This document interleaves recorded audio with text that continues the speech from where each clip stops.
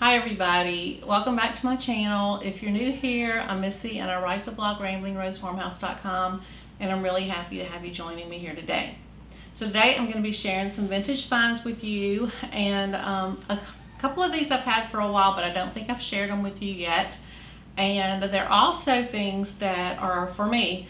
They're not things that I bought to sell, which a lot of times when I'm sharing things with you here, that is what they are. They're things that I've gone out and found to sell in my booth and share with other people. But these I'm going to be keeping, at least for now. And two of the things I'm going to share with you are kind of special because they're things that were in our house when we bought it. So our house was built in the 1800s, and it had been in the same family for over 100 years when we bought it. And there was actually one lady living in the house when we bought it that was one of the heirs from the original family. So the house was very full of a lot of stuff, like years of stuff. And a lot of the stuff wasn't hers because it was things that had belonged to other family members throughout the whole, time. And so a lot of that stuff got left in the house. Now, it's not because other heirs didn't have the opportunity to get it. It's because they didn't want it. And so we had to go through and clean up and clean out. And I certainly kept a lot of the things that came with the house because to me they go with the house. So over time you'll see more and more things that came with the house when we bought it. But today I'm going to share two things with you. They're just small little things, but they're things that somehow got stored away in a shed, and I forgot they were there. I totally forgot about them. But my husband was cleaning the shed out the other day, and he came across them, so he brought them to me because he knew that I would like them. And so I think they're both very interesting, and that's why I'm going to share them with you, because I think that if you're someone who likes old things and if you like history, I think that you will enjoy seeing those things. So those are going to be the last two things that I share. But I'm going to go ahead and get started now. And I'm going to start with this box. So when I saw this box, I liked it. I was attracted to the box. It's just a cardboard box, but it's obviously very old. And paper or notebooks or something like that came in the box. But when I opened the box, I got pretty excited because what was in the box were these fabric yo-yos. So if you are, a sewer or a quilter, or even if your grandmother was a quilter, you might have seen yo-yos before. They're just made out of circles of fabric, and then they'll take them, and there is a piece in here that is already some of them sewn together, but they'll sew them together and make a quilt out of them. Now, what's special about these yo-yos is that they are made out of the old flour sacks or feed sacks. So they are from around like the 1930s, and I don't know if you're very familiar with that type of thing, but the manufacturers of the feed and flour and stuff like that started selling their stuff in fabric bags. So they had all of these different prints that were really pretty. Most of them were little prints, and what would happen is the ladies would take the sacks that the feed came in, and then they would make clothes out of it. They would make aprons, quilts, whatever. They used the fabric. And so I really like these fabrics. I've liked them for a long time. They're just pretty colors. They're bright. They're cute little prints. But I really like the history of the feed sacks. And I just feel like they're a part of our American heritage. It was a big part for the ladies in that time to be able to get these pretty fabrics when their husbands went to the feed store and went and bought the things like that. So I have a few quilt tops that are made out of the vintage feed sacks, and I have some feed sacks too. So one day I'll share those things with you. But anyway, I have no idea what I'm going to do with these, but I do really like them. And so, so I got them, and I'll have to figure out what to do with them. So let me go ahead and show you the next thing on my list. So the next thing that I have to share with you is this mirror. Now, I saw this mirror and I really liked it, but someone had painted on it. And it's not that the painting wasn't pretty, it's just that it wasn't what I wanted.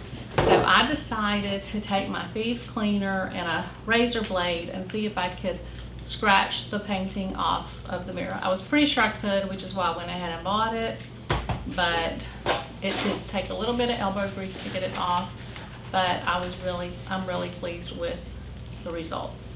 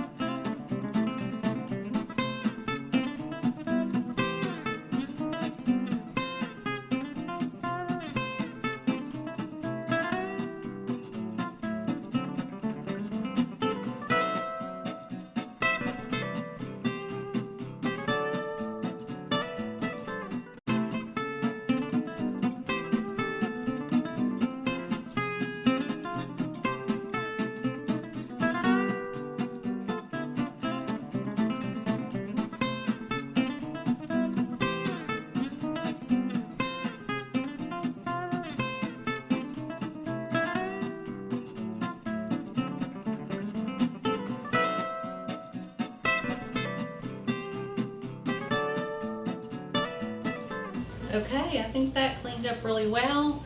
I really love the size and shape of this mirror. I like the little chain that it hangs from. So I am going to find a place to use this in my house. So the next thing I'm going to show you is a set of prints that I found. I had seen these a long time ago in an antique store and I loved them. I really wanted to get them, but they were really expensive. And so when I came across another set that were not too expensive, I went ahead and picked them up. And I really like them. So what they are the American Homestead prints, and there's 4 in the set, and there's 1 for each season. I love the colors. I love the vibrant colors in these old prints. I just think they're so pretty. So I am really glad to have these. So the other part that I really love about these is just the whole idea behind them, the American Homestead. I love the history of it and that it's such a part of our country and the forming of our country, were the people who homesteaded and just grew our country. And so I just really like them. So this one is the, what's that, spring, and then we have autumn, and summer, and winter. So I love all of them. I think they're all so pretty. I don't know if I'm gonna hang them all together as a set. I would love to, but I don't have a lot of big wall space in my house. Our house has a lot of windows and doors because it was built for cross ventilation. So I don't know if I'll hang them all together or if I'll just use them individually in the different seasons. But I'm sure if you keep watching my videos, you will see these in a future video. Okay, this is the first item that I was going to show you that came out of our house when we bought it. So I'm not even sure how it ended up in the shed, but it did. But this is the bathroom medicine cabinet out of the only bathroom in the house. And so I didn't clean it up before I showed it to you. I just thought I would leave it like this so that you can see what it looked like. And it is full of all sorts of stuff. So I thought I would show you some of the things in here as we looked at them together. This is an infantry score book, and it does have the name of the owner of the house, and it has 1920 written on it. And this says Camp Jackson South Carolina, I guess, 1920. It looks like it has instructions in here. And there's something filled out. I guess these are the scores.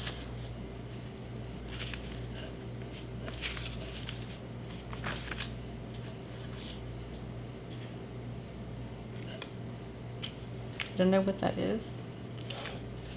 So anyway, oh, here's some more stuff.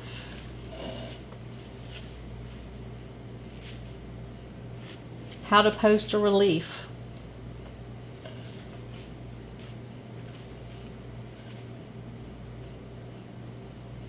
$19.14.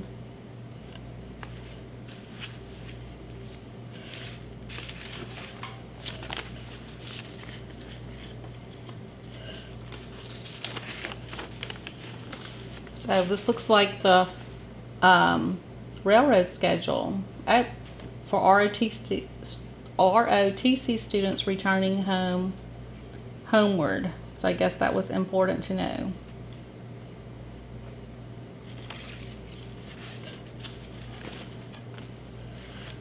All right. And this is 1923. This is like the banknote. 1925, 26. That one doesn't have a date.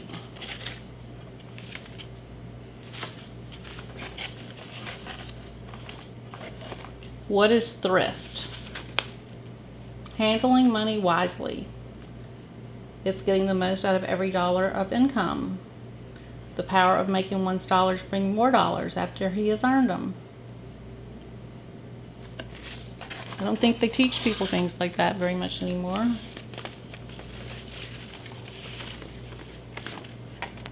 Here's a railroad receipt, it looks like. And this is a cotton growers cooperative. And I know that they did grow cotton here at one point. 1927. That one. 1924. 25. 22. 24. So these are all right there from the early 20s.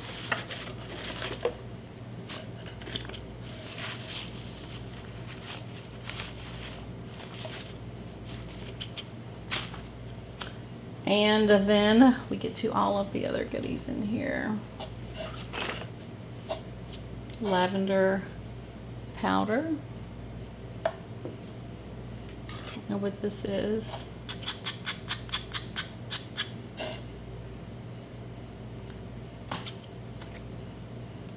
Tooth powder. It's a cute little bottle. Don't know what it is. It almost looks like the bottom of an oil lamp.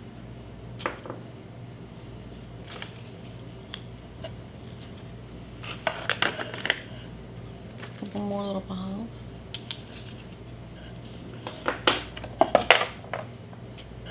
There's Sportsman's Cologne.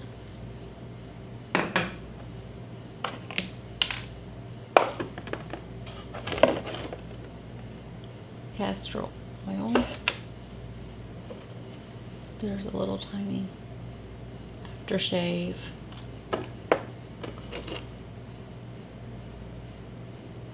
There's something in there. I don't know what that is, but it looks solid, whatever it is. Listerine. Watkins hair oil. Gives a handsome glossy sheen.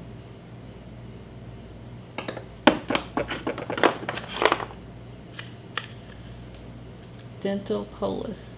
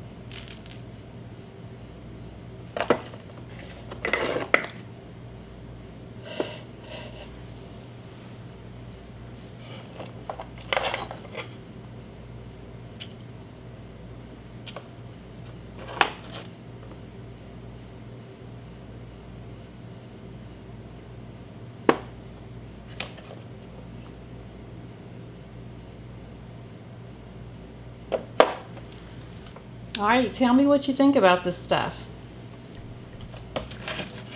I kind of like the fact when you find things like this, it kind of tells you more about the people and like how they lived and the things they used. And so I find it pretty interesting. This looks like it's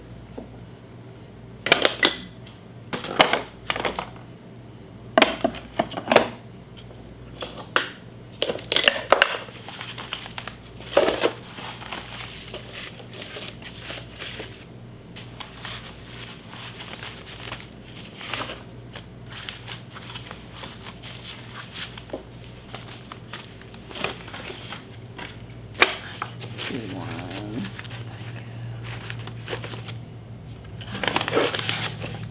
So one is from a photographer. So let's check these out. Maybe these are all from the ROCT training.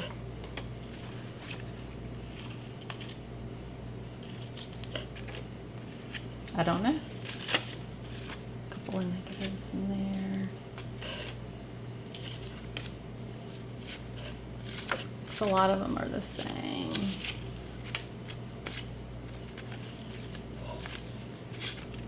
Get the tiny size of the pictures. There's another one that are even smaller.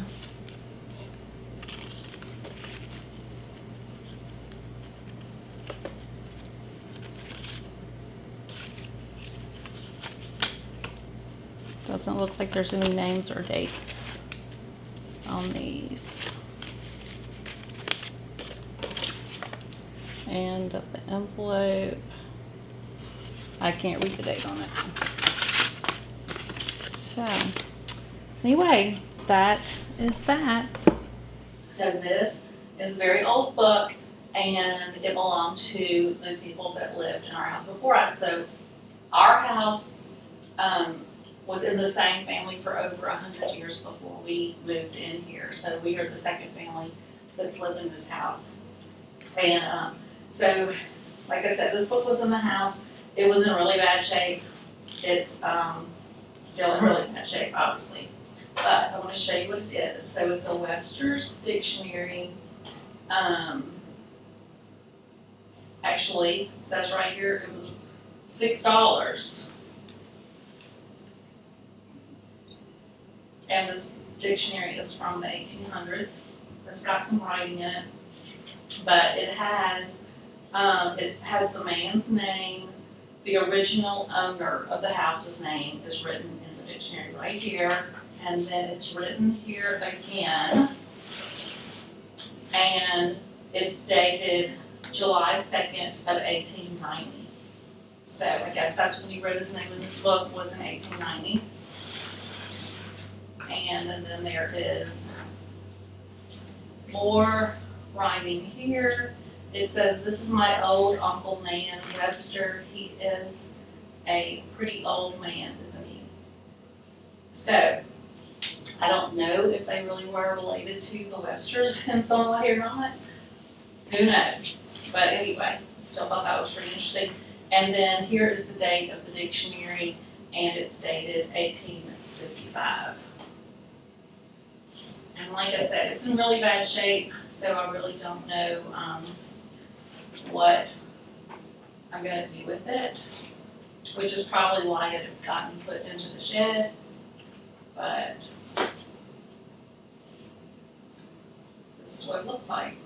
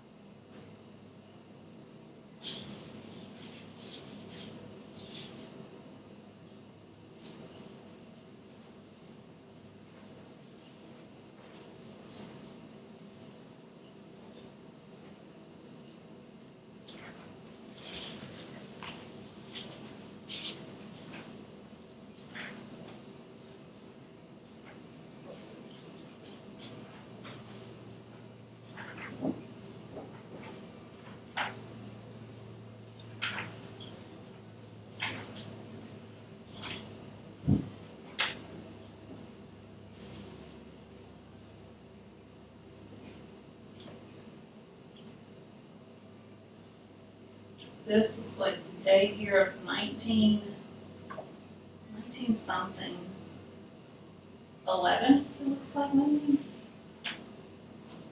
There's another little.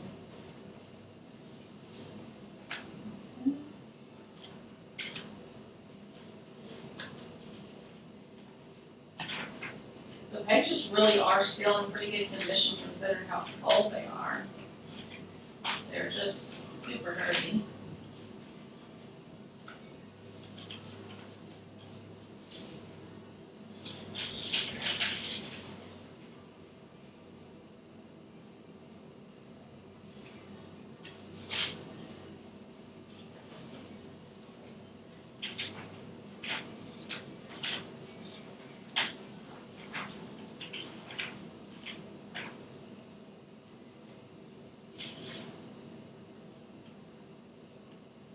So this looks like it's probably a page out of the dictionary. And it says the hardest freeze we ever had was in February of 1899 on Saturday night. So that's interesting.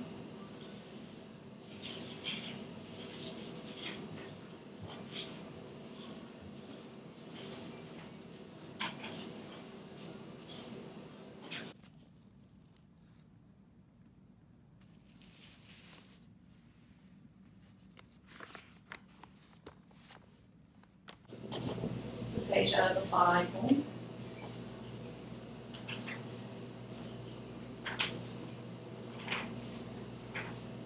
Look at that. It's a heart-shaped leaf. That's pretty cool. Looks like somebody's hair. It's red hair. Flowers. Four-leaf clover.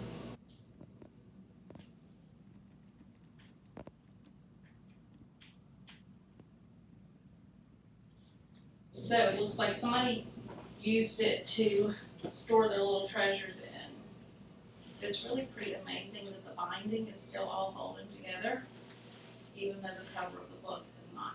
But anyway, so that is one of the things that was in our house. There was a lot more stuff like this in here, and a lot of it was in a lot worse shape than this.